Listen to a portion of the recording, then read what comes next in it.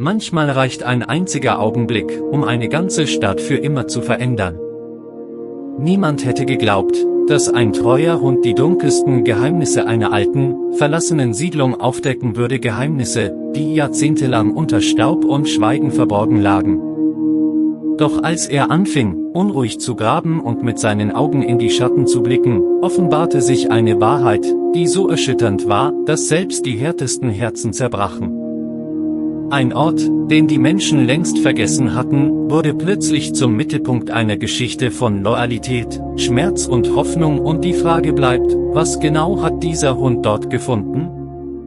In einer kleinen deutschen Stadt, nicht weit von Wäldern und Feldern entfernt, lebten viele Menschen, die stolz auf ihre schöne Umgebung waren. Die Stadt war ruhig, die Häuser standen dicht nebeneinander, und die Menschen kannten sich alle beim Namen. Doch in dieser Stadt lebte auch ein Hund, ein deutscher Schäferhund, der mehr war als nur ein Tier. Sein Name war Rex, und jeder in der Stadt kannte ihn. Rex war groß, stark und hatte Augen, die immer aufmerksam in die Welt blickten. Er gehörte keinem einzelnen Besitzer mehr, denn nachdem sein Herr vor einigen Jahren gestorben war, blieb er einfach in der Stadt. Niemand wollte ihn wegschicken, weil er jedem half. Wenn ein Kind sich verirrte, führte Rex es nach Hause. Wenn ein alter Mann die Straße nicht überqueren konnte, stellte sich Rex schützend neben ihn. Manche sagten, Rex sei ein Geschenk Gottes, ein Zeichen, dass Treue und Wahrheit noch unter ihnen lebten. Doch obwohl Rex in der Stadt bekannt war, begannen die Menschen sich zu verändern. Sie wurden beschäftigt mit Geld, Geschäften und Vergnügen. Viele hörten nicht mehr auf die Worte der Wahrheit. Sie stritten miteinander, logen und übersahen die Armen. Rex beobachtete all dies mit seinen klugen Augen. Er verstand keine menschlichen Worte, doch er spürte, wenn etwas nicht gut war. Sein Herz war rein, und er konnte unterscheiden, wann Gefahr nahte. Eines Abends saßen einige alte Männer auf einer Bank am Marktplatz. Sie sprachen über die Vergangenheit. Früher haben wir Gott gedankt für jeden Tag, sagte einer. Heute denken die Menschen nur noch an sich selbst, ein anderer nickte. Es ist, als hätten wir die Warnungen vergessen, die in den alten Schriften stehen. Hast du schon einmal Sura Al-Araf gelesen? Dort wird von Völkern erzählt, die nicht hören wollten und deshalb verloren gingen, sie seufzten. Rex lag unter der Bank, hörte zwar die Worte nicht wirklich, doch er spürte die Traurigkeit der Männer. Am nächsten Tag spielte eine Gruppe Kinder am Fluss. Der Fluss war im Sommer ruhig, aber an diesem Tag führte er mehr Wasser, weil es am Vortag geregnet hatte. Die Kinder lachten, warfen Steine ins Wasser und rannten am Ufer entlang. Doch plötzlich rutschte eines der Kinder aus und fiel ins Wasser. Die Strömung war stärker, als alle dachten. Die anderen Kinder schrien, aber niemand war in der Nähe. Rex, der nicht weit entfernt lag, sprang sofort auf. Mit kräftigen Sprüngen rannte er zum Fluss, sprang hinein und schwamm auf das Kind zu. Er packte vorsichtig das Hemd des Kindes mit seinen Zähnen und zog es ans Ufer. Das Kind hustete, aber es lebte. Die Kinder schrien vor Freude und rannten, um Hilfe zu holen. Als die Erwachsenen kamen, sahen sie Rex neben dem geretteten Kind stehen.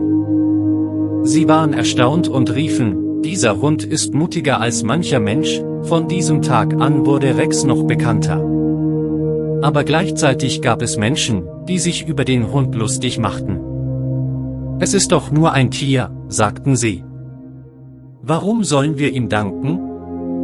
Wir brauchen keine Zeichen. Wir machen unser eigenes Leben. Diese Worte erinnerten an die Geschichten in Al-Araf, wo Menschen die Zeichen nicht ernst nahmen. Die Tage vergingen, und die Stadt bereitete sich auf ein großes Fest vor. Es sollte Musik geben, Essen, Tanz und Lichter. Alle waren beschäftigt, Stände aufzubauen und Häuser zu schmücken. Doch währenddessen vergaßen viele, sich um die Bedürftigen zu kümmern. Eine alte Frau, die am Rand der Stadt lebte, hatte kein Essen im Haus. Niemand besuchte sie, alle waren zu sehr mit dem Fest beschäftigt. Nur Rex kam zu ihr. Er brachte ihr ein Stück Brot, das er irgendwo gefunden hatte, und legte es vor ihre Tür. Die Frau weinte und sagte, dieser Hund erinnert mich an die Güte, die die Menschen verloren haben. In der Nacht vor dem Fest lag Rex auf dem Marktplatz. Die Lichter brannten, die Menschen lachten und sangen. Doch Rex hörte etwas anderes. Ein leises Knacken, ein Geräusch aus der Ferne. Seine Ohren stellten sich auf, er blickte in Richtung der Wälder. Irgendetwas stimmte nicht. Er knurrte leise. Die Menschen achteten nicht darauf. Sie waren zu sehr mit ihrer Freude beschäftigt. Am nächsten Morgen kam ein alter Mann zum Marktplatz. Er erzählte, im Wald sind Bäume gefallen, der Boden ist nass und rutschig. Vielleicht kommt ein Sturm, doch die Menschen lachten. Ach was, es ist doch schönes Wetter. Wir feiern heute, wieder erinnerte dies an die alten Geschichten, wenn die Propheten warnten, hörte niemand zu. Rex aber war unruhig. Er lief durch die Straßen, bellte und versuchte, die Menschen aufmerksam zu machen. Manche schickten ihn weg, andere schimpften, sei still, und, wir haben keine Zeit für dich, doch ein kleines Mädchen sah seine Augen und sagte zu ihrer Mutter, Mama, Rex hat Angst. Vielleicht passiert etwas, die Mutter lächelte nur, aber tief im Herzen spürte sie, dass das Mädchen recht haben könnte. Am Nachmittag begann das Fest. Musik spielte, Menschen tanzten, Kinder rannten über den Platz. Rex setzte sich am Rand hin, die Augen wachsam auf den Wald gerichtet. Plötzlich hörte man ein Grollen, wie fernes Donnern.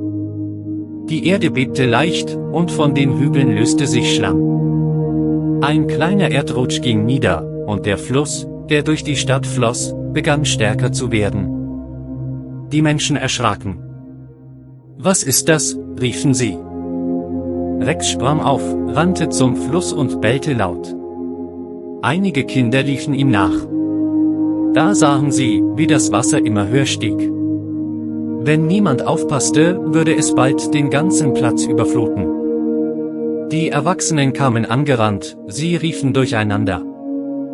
Manche wollten ihre Stände retten, andere schrien nach Hilfe. In diesem Chaos lief Rex in die Menge, bellte und drängte die Menschen in Richtung höherer Straßen. Er biss niemanden, aber er schob mit seinem Körper, zog an Kleidern, bellte so laut, bis die Menschen verstanden, sie mussten weg vom Fluss. Manche folgten ihm, andere nicht. Doch plötzlich riss eine große Welle durch den Fluss und überflutete den Platz. Die Menschen, die auf Rex gehört hatten, standen sicher auf einem Hügel. Die anderen schrien um ihr Leben. Als der Regen einsetzte, blickte die alte Frau aus ihrem Fenster.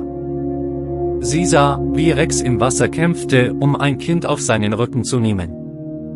Das Kind schrie, aber Rex schwamm stark und brachte es in Sicherheit. Die Frau faltete ihre Hände und sagte, Herr, dieser Hund ist wie ein Zeichen für uns. Gib uns Verstand, damit wir nicht so blind bleiben wie die Völker, von denen in den Schriften erzählt wird. Die Nacht endete mit Stille. Das Fest war vorbei, die Straßen nass, manche Häuser beschädigt. Die Menschen sammelten sich und blickten auf Rex, der müde, aber wachsam dastand. Viele erkannten in diesem Moment, sie hatten den Hund verspottet, aber er war ihr Retter gewesen. Am nächsten Morgen, nach der Nacht des Sturms und der Überschwemmung, war die Stadt wie verwandelt. Die Straßen waren voller Schlamm, die bunten Stände vom Fest waren zerstört, und viele Menschen standen traurig vor ihren Häusern. Manche hatten ihre Sachen verloren, andere waren einfach nur froh, dass sie noch lebten. In dieser schweren Stimmung lag Rex mitten auf dem Marktplatz. Er war müde, sein Fell war nass und schmutzig, aber seine Augen waren wach. Er hatte die Nacht damit verbracht, Menschen zu retten, und jeder, der ihn sah, wusste, ohne diesen Hund wären viele nicht mehr am Leben. Ein alter Mann stellte sich auf einen Stein und sprach laut zu den Menschen, habt ihr es nicht gesehen? Wir waren blind vor Freude und Vergnügen, und wir wollten nicht hören. Aber Gott hat uns gewarnt. Dieser Hund, Rex, war ein Zeichen. Er hat uns gezeigt, wie man treu, wachsam und mutig bleibt. Einige nickten nachdenklich, aber andere schüttelten nur den Kopf. Ach, es war nur Zufall. Ein Tier kann kein Zeichen sein. Wir brauchen keine Belehrungen. Diese Worte erinnerten sehr an die Geschichten in Sura Al-Araf. Manche Menschen sehen die Zeichen, aber ihr Herz bleibt hart. Die Kinder aber liebten Rex noch mehr als zuvor. Sie streichelten ihn, gaben ihm Brot und Wasser. Ein kleiner Junge namens Jonas sagte, Rex hat mich aus dem Wasser gezogen. Wenn er nicht da gewesen wäre, wäre ich jetzt nicht hier. Seine Mutter umarmte ihn mit Tränen in den Augen.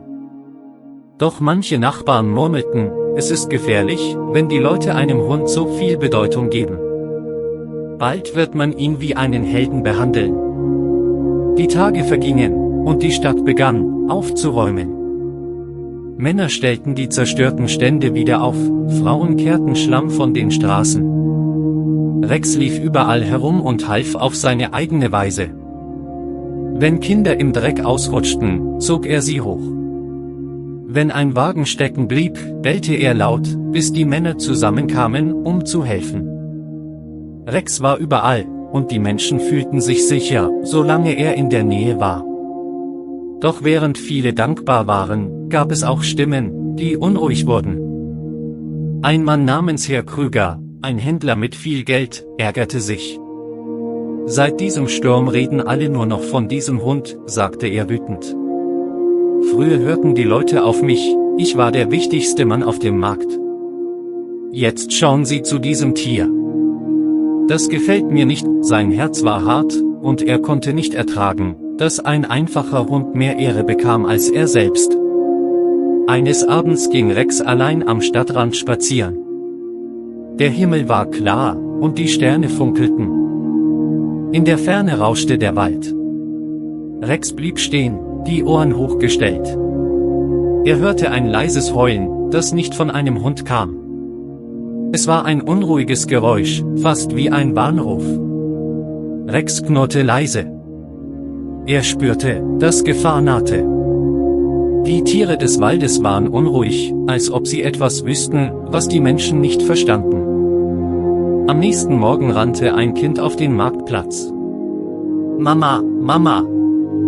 Im Wald sind viele Bäume umgefallen. Ich habe große Spuren im Boden gesehen, so als hätte ein Tier dort gegraben. Die Menschen waren verwirrt. Vielleicht Wölfe, sagte jemand. Oder Wildschweine, doch die Spuren waren anders. Rex lief sofort mit dem Kind los und schnüffelte an den Spuren. Sein Fell stellte sich auf. Er bellte laut, so dass alle, die in der Nähe waren, ihn hörten. Er lief tiefer in den Wald, als wollte er sagen, kommt und seht, hier ist etwas. Einige Männer folgten ihm, aber viele blieben in der Stadt. Sie sagten, wir haben keine Zeit für Spielereien. Es gibt genug Arbeit hier, doch die wenigen, die Rex folgten, sahen bald, dass er recht hatte. Ein alter Damm am Waldrand war gebrochen, und das Wasser sammelte sich gefährlich hinter neuen Erdrutschen. Wenn der Damm ganz brach, würde die ganze Stadt überschwemmt werden. Die Männer rannten zurück und riefen, wir müssen etwas tun. Rex hat uns gewarnt, doch wieder schüttelten viele nur den Kopf.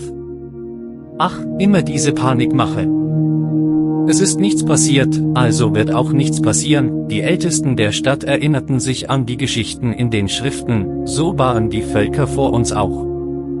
Sie sahen die Gefahr, aber sie wollten nicht handeln. Rex ließ sich nicht entmutigen. Tag und Nacht lief er zwischen Stadt und Wald hin und her. Er bellte, er zog an den Kleidern der Menschen, er zeigte ihnen immer wieder den Weg zum Damm. Manche Kinder gingen mit ihm, und so erfuhren ihre Eltern doch von der Gefahr. Langsam, ganz langsam, begann ein Teil der Stadt zu verstehen, Rex war kein gewöhnlicher Hund. Er hatte eine Gabe, Dinge zu spüren, bevor sie geschahen. Doch währenddessen wurde Herr Krüger immer wütender. Er flüsterte zu seinen Freunden, dieser Hund macht uns schwach. Die Menschen hören mehr auf ihn als auf mich. Wenn er verschwindet, werden sie wieder zu mir zurückkommen. Sein Herz war voller Neid, und er schmiedete Pläne, wie er Rex loswerden konnte. In dieser Zeit träumte ein alter Mann von der Stadt. Er sah in der Nacht ein Bild, ein Volk, das nicht hören wollte, und das deshalb von Wasser und Feuer bestraft wurde. Er wachte schweißgebadet auf und sagte zu seiner Frau, es ist wie in Al-Araf. Wir stehen vor einer Prüfung. Wenn wir nicht aufpassen, verlieren wir alles. Doch als er am nächsten Morgen seine Träume erzählte, lachten viele über ihn. Alte Leute mit alten Geschichten, sagten sie. Wir leben im Heute, nicht in der Vergangenheit. Rex aber blieb wachsam. Eines Abends führte er die Kinder wieder an den Fluss. Er legte sich ans Ufer und starrte ins Wasser. Das Wasser war ruhiger geworden, doch sein Herz sagte ihm, dass die Gefahr noch nicht vorbei war. Das kleine Mädchen, das ihn immer verstand, legte ihre Hand auf sein Fell und sagte, Rex, ich glaube dir. Ich werde den Leuten sagen, dass sie hören sollen. In diesem Moment bellte Rex laut, als ob er das Mädchen bestätigen wollte. Dann rannte er in die Dunkelheit des Waldes. Niemand wusste, was er dort sah, aber die Nacht war voller geheimnisvoller Geräusche. Es war, als ob die Natur selbst sprach. Die Stadt schlief, doch die Herzen der Menschen waren unruhig. Manche dachten an den Sturm, an den Fluss, an die Worte der Alten, an die Geschichten aus den Schriften. Andere dachten nur an ihr Geld und an ihr nächstes Fest. Der Unterschied zwischen den Herzen wurde größer, genau wie in den Geschichten von Al-Araf. Einige erinnern sich an die Wahrheit, andere wenden sich ab. Und inmitten all dieser Spannung stand Rex, der deutsche Schäferhund, still und wachsam wie ein Wächter der Wahrheit. Die Sonne ging langsam über der kleinen Stadt auf. Nach den Tagen voller Sturm und Wasser wirkte der Himmel klarer, als wolle er den Menschen eine neue Chance geben.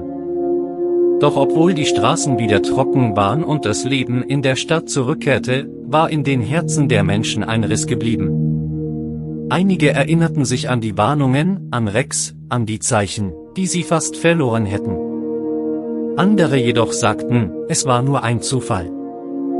Wir müssen nicht immer alles als Zeichen deuten.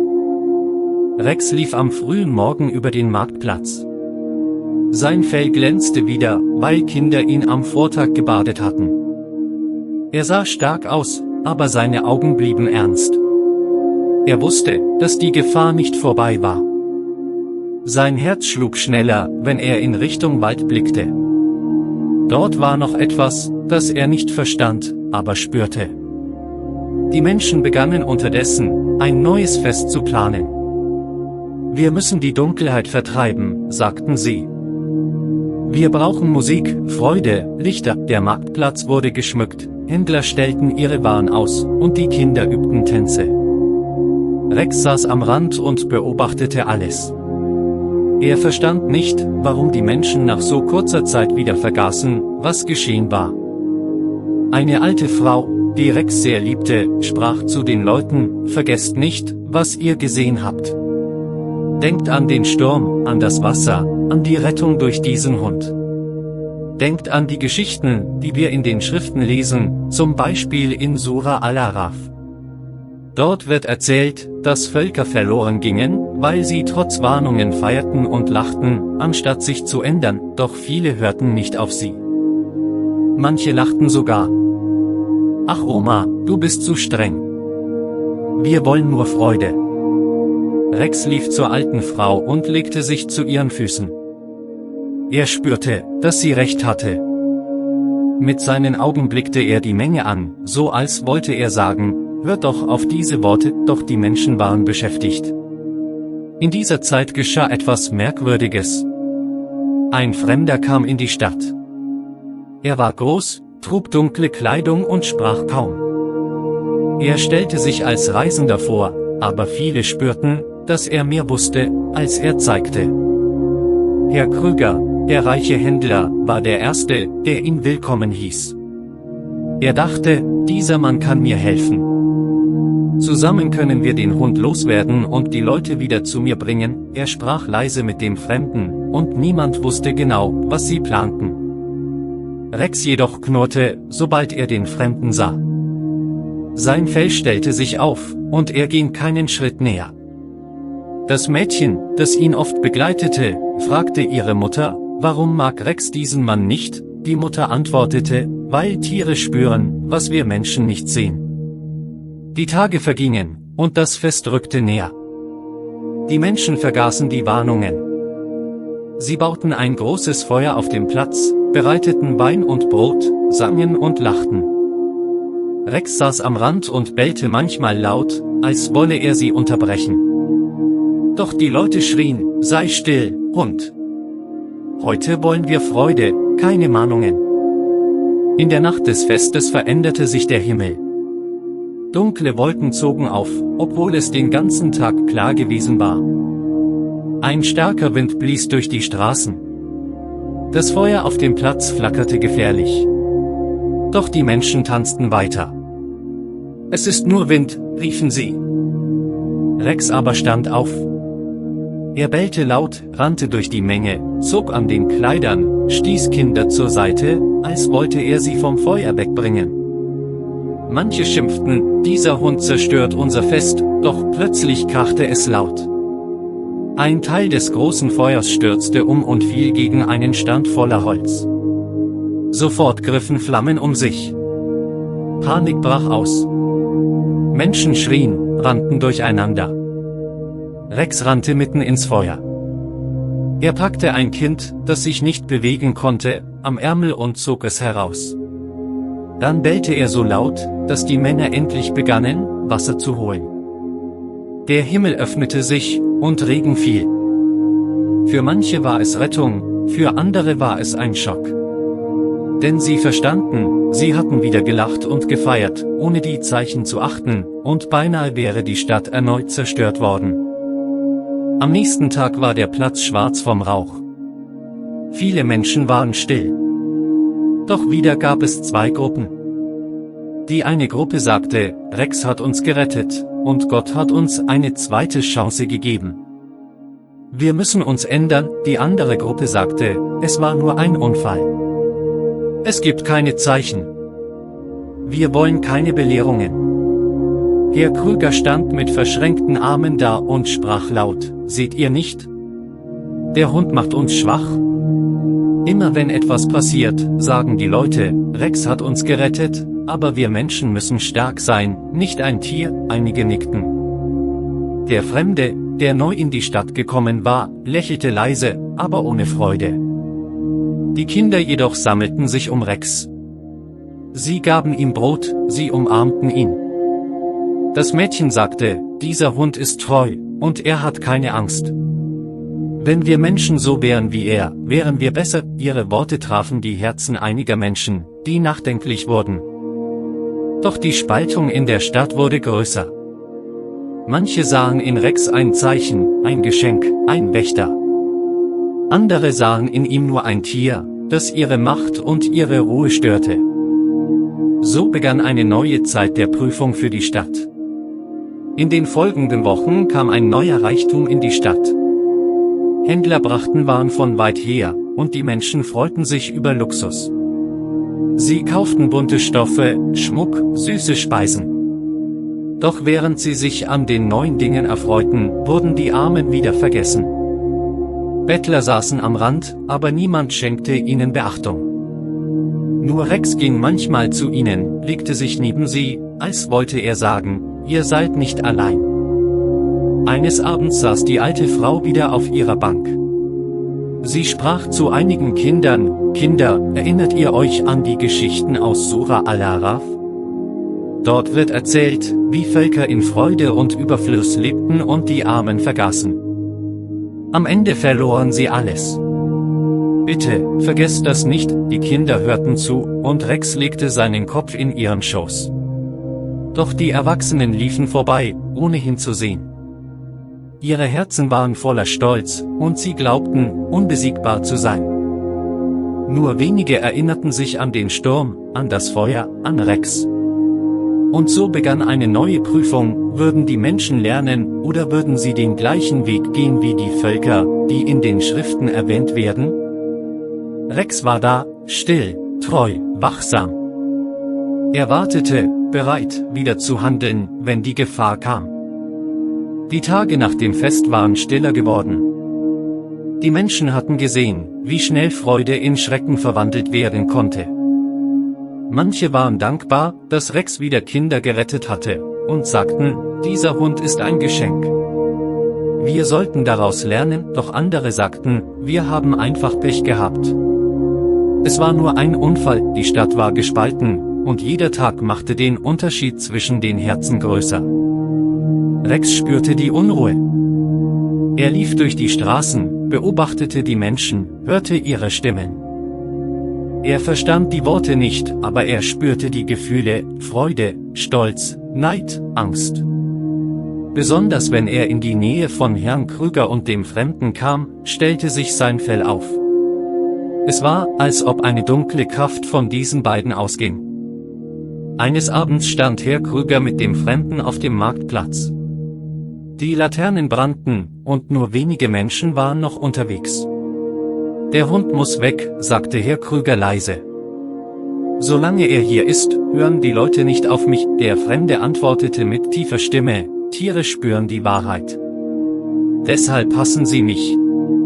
Doch wenn du willst, helfe ich dir, ihn zu vertreiben, Krüger nickte. Ja. Morgen beginnen wir. Rex beobachtete sie aus der Dunkelheit. Er knurrte, leise, aber bestimmt. Sein Herz schlug schneller. Er wusste, diese Männer planten Böses. Am nächsten Morgen wurde die Stadt vom Klang der Glocke geweckt. Der Bürgermeister rief die Leute zusammen. Liebe Bürger, sagte er, wir haben viel Leid erlebt. Aber jetzt ist die Zeit gekommen, Ordnung zu schaffen. Manche sagen, der Hund sei ein Held, andere sagen, er störe unser Leben. Wir müssen entscheiden, die Menschen begannen zu murmeln. Einige riefen, Rex muss bleiben, andere, ein Hund darf nicht über Menschen stehen. In dieser Diskussion trat Herr Krüger nach vorne. Dieser Hund ist gefährlich, sagte er laut. Er zieht unsere Kinder in den Wald, er zerstört unsere Feste. Er ist nur ein Tier. Wir dürfen nicht glauben, dass er ein Zeichen ist, viele nickten, weil Krüger reich war und Einfluss hatte. Doch dann rief das Mädchen mit heller Stimme, ohne Rex wären viele von uns schon tot. Er hat uns gerettet. Warum wollt ihr ihn bestrafen? Die Menge wurde still. Alle sahen das Mädchen und den Hund an, der treu neben ihr stand. Der Bürgermeister seufzte. Wir werden beraten. Heute Abend treffen wir uns wieder. Die Menschen gingen auseinander, aber in den Straßen wurde heftig diskutiert. Rex blieb in der Nähe der Kinder. Er fühlte sich sicher bei ihnen. Doch in der Nacht schlich der Fremde durch die Straßen. Er trug einen Sack bei sich und verstreute etwas Futter an den Rändern der Stadt, das nach Gift roch. Rex schnupperte daran, aber er rührte es nicht an. Er wusste instinktiv, dass es böse war. Ein streunender Hund, der nichts ahnte, fraß davon und am nächsten Morgen lag er tot auf der Straße. Die Menschen erschraken. Was ist passiert? Fragten sie. Rex stand neben dem toten Hund und bellte laut, als wollte er sagen, seht ihr nicht? Jemand will uns zerstören. Die alten Männer erinnerten sich an Surah al-Araf. Einer von ihnen sprach, so war es bei den Völkern vor uns. Zeichen wurden gesandt, doch viele wollten sie nicht sehen. Am Ende kam Strafe. Vielleicht ist dieser Hund selbst ein Zeichen, dass wir prüfen sollen, ob wir treu bleiben.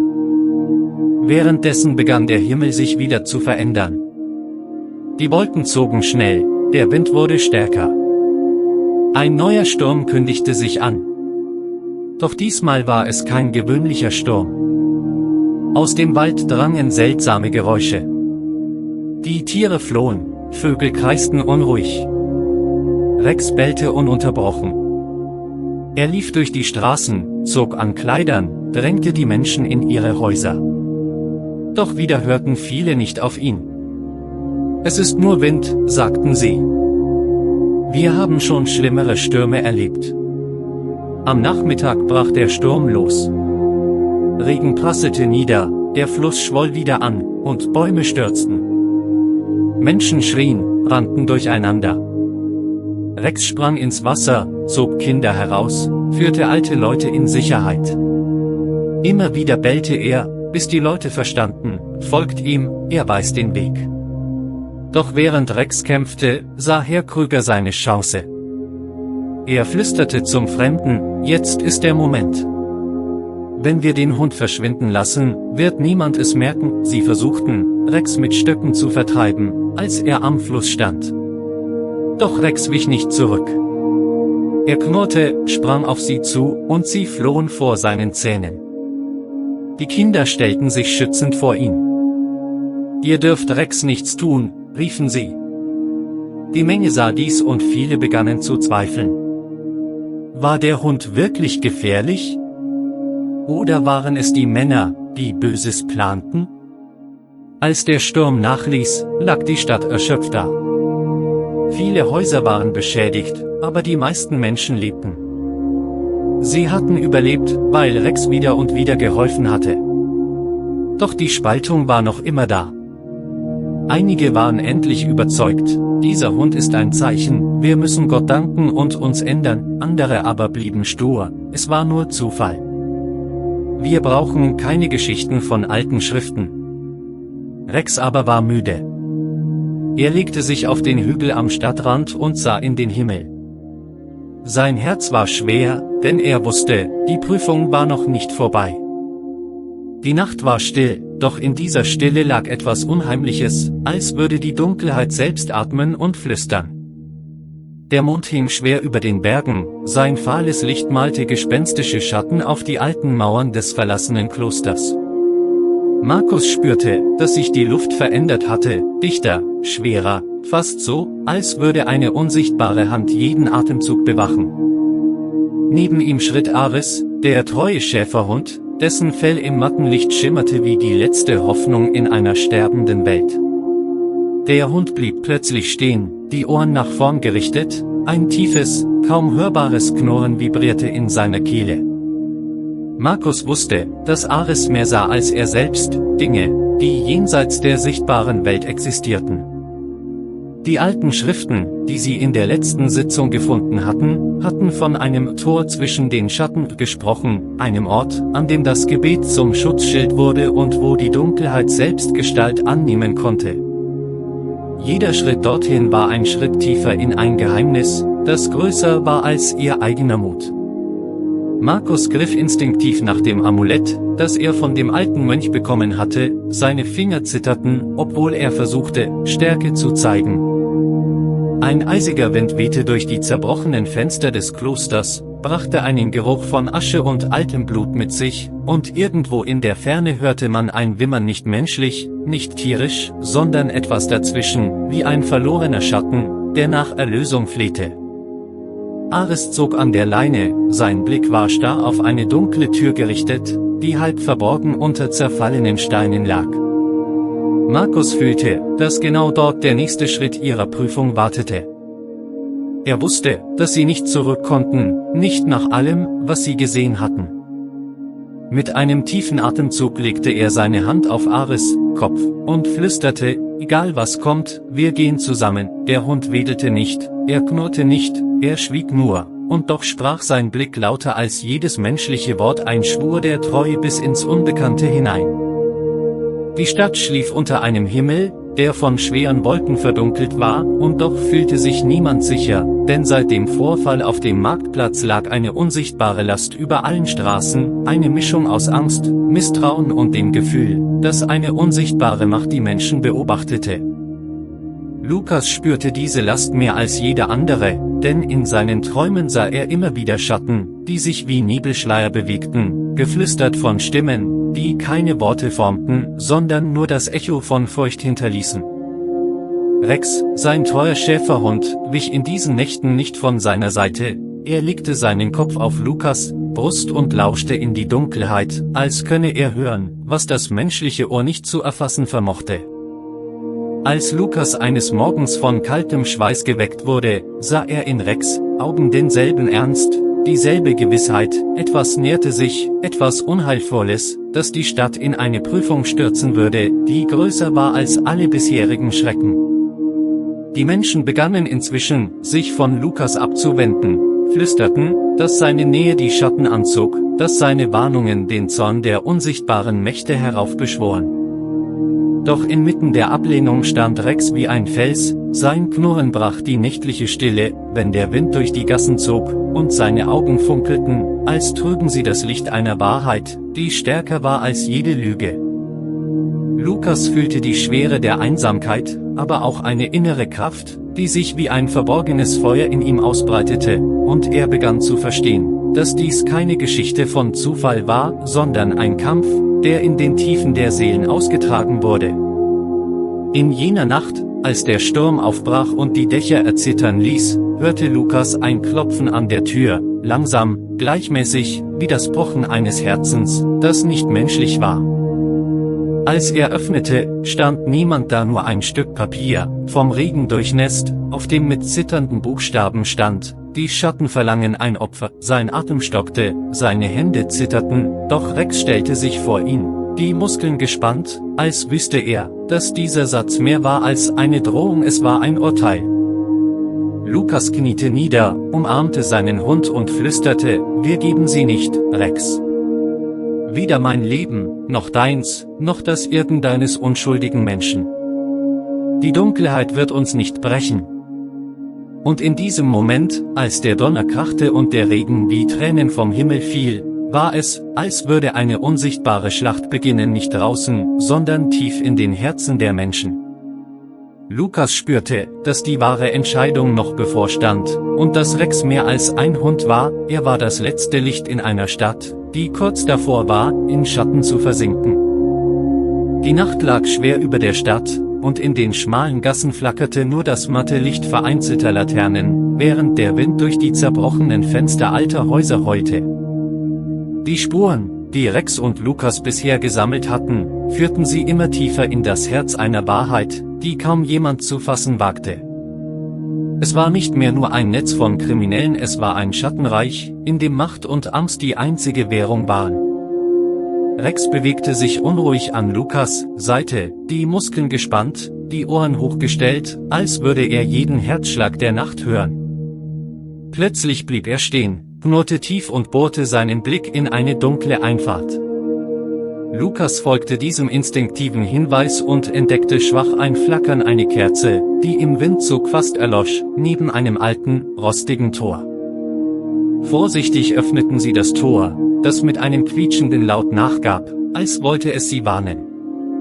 Dahinter tat sich ein verborgener Hof auf, und in der Mitte stand ein halb verfallener Schuppen. Drinnen war das Geräusch von Stimmen, gedämpft, aber hektisch. Lukas legte die Hand auf Rex' Hals, und beide schlichen näher. Durch ein Loch in der Wand konnten sie sehen, mehrere Männer beugten sich über eine Karte der Stadt, rote Markierungen deuteten auf bestimmte Orte hin: Schulen, Krankenhäuser, sogar das Rathaus. Die Wahrheit traf Lukas wie ein Schlag. Es war ein Plan, ein Angriff, ein System aus Angst, das sie auf die Stadt loslassen wollten. Rex knurrte erneut, diesmal lauter, und die Männer im Inneren schreckten auf. Einer packte eine Taschenlampe und leuchtete in die Dunkelheit direkt auf Lukas und Rex. Sekundenbruchteile später hörte man das Krachen von Stühlen, das Klirren von Glasflaschen, und die Männer stürmten nach draußen. Doch Rex war schneller, mit einem gewaltigen Sprung warf er den ersten Angreifer zu Boden, während Lukas dem zweiten auswich und ihn mit einem entschlossenen Schlag niederstreckte. Der Kampf war chaotisch, brutal, und doch es war klar, dass dies nur der Anfang war. Denn während einer der Männer bewusstlos liegen blieb, flüsterte ein anderer mit blutiger Lippe: Ihr habt keine Ahnung, was wirklich kommt. Ein Schauer lief Lukas über den Rücken, als er Rex ansah, dessen Augen im Dunkeln glühten wie die eines Wächters, der wusste, das Ende war nah, aber noch nicht geschrieben. Die Nacht senkte sich wie ein schwarzer Schleier über die Stadt, und in dieser Dunkelheit lastete eine Stille, die schwerer war als jedes Gewitter.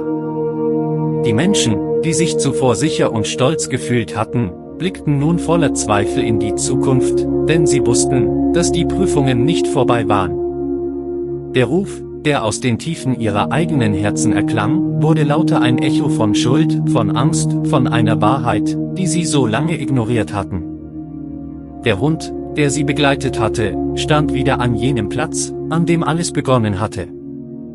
Seine Augen, tief und funkelnd, trugen ein Licht, das nicht von dieser Welt zu sein schien. Er bellte nicht, er bewegte sich nicht, er wartete. Die Menschen versammelten sich um ihn, als wären sie von einer unsichtbaren Macht gezogen, und keiner wagte, ihn zu stören.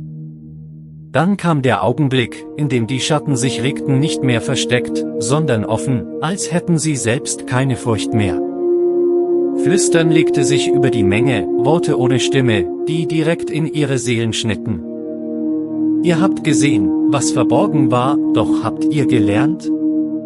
Da trat der Hund vor, sein Blick scharf wie eine Klinge, und die Dunkelheit wich zurück, als fürchtete sie allein sein Vorhandensein.